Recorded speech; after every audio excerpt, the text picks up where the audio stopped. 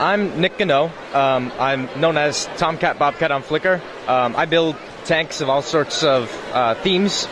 I do modern and World War II and sometimes some Cold War stuff. It's mainly just hollow to save bricks, but it's very fragile because of that.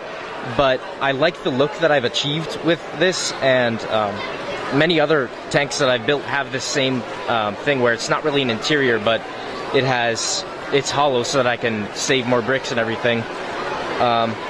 For instance, the KV-1 all the way over here, that was my very first tank that I built, and ever since then I've been really loving building tanks because it's tons of fun to get the shaping right and everything. And you can, especially with the modern tanks, you can have a lot of artistic license with the shaping of the turret and everything because there's so many variants. Whereas with World War II stuff, you kind of have to stick to a rigid shape and everything. Yeah, so that's really cool, and I like how you did that. And like you said, you know, it's a lot of fun to build them because it's really recognizable when you get it done well. So where's the inspiration come for a lot of these? Do you look up photos of the historical ones and things? How does that work? Well, I would consider myself a bit of a history buff. I like to read a lot about history, so when I'm reading about history and I come across, you know, a battle or a war, I'll look up the actual battles online to read more about them, and I'll the different combatants that were fighting, and I'll Wikipedia the tanks and everything. So a lot of my inspiration comes from history itself, but a lot of it is also directly from people who build other tanks on Flickr. For instance, the KV-1, the original design for it wasn't mine. I just used a design from someone else. But after looking at many different people's KV-1s, I decided to make my own in a different style, but using some of the same variants of other people's.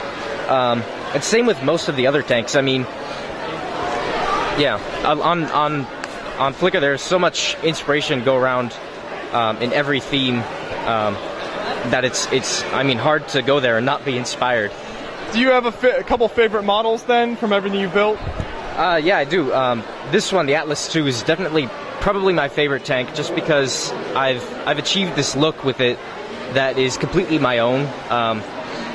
There are some design elements from other people, but I really am fond of how unique it looks when compared to other tanks. And also, the camouflage scheme is really nice as well.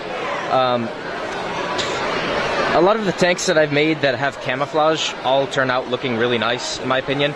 So those, I would say, are my favorite. I do like this, I call it a Manticore, but it's not a real tank, it's just a fictional one. I like it a lot because it has a pretty functional interior. There's a minifigure inside there. I'll try to open this up to show you. He's in there. He's actually kind of falling over, but yeah. Yeah, you can even fit a minifig inside there then. Yep. Yeah, it's tough to get the interior right, but it's really satisfying to get that down, especially to be able to fit a full minifigure in there. When you're building a tank, do you ever find that you're using a specific assortment of pieces over maybe like a different kind? Like, do you find you're using the same piece over and over again? Does that ever happen? Yeah, definitely. With a lot of the tanks, I find myself really, obviously needing tiles. The tiles are everywhere, but really helpful pieces are those jumper plates with the stud in the middle. For instance, let me see, like that right there is a jumper plate. Detail pieces are really nice. Those 1x1 circles that are tiled, and in particular, this one piece here. These pieces that fit on there are very helpful for barrels of the guns and everything. And of course, I need a lot of tracks.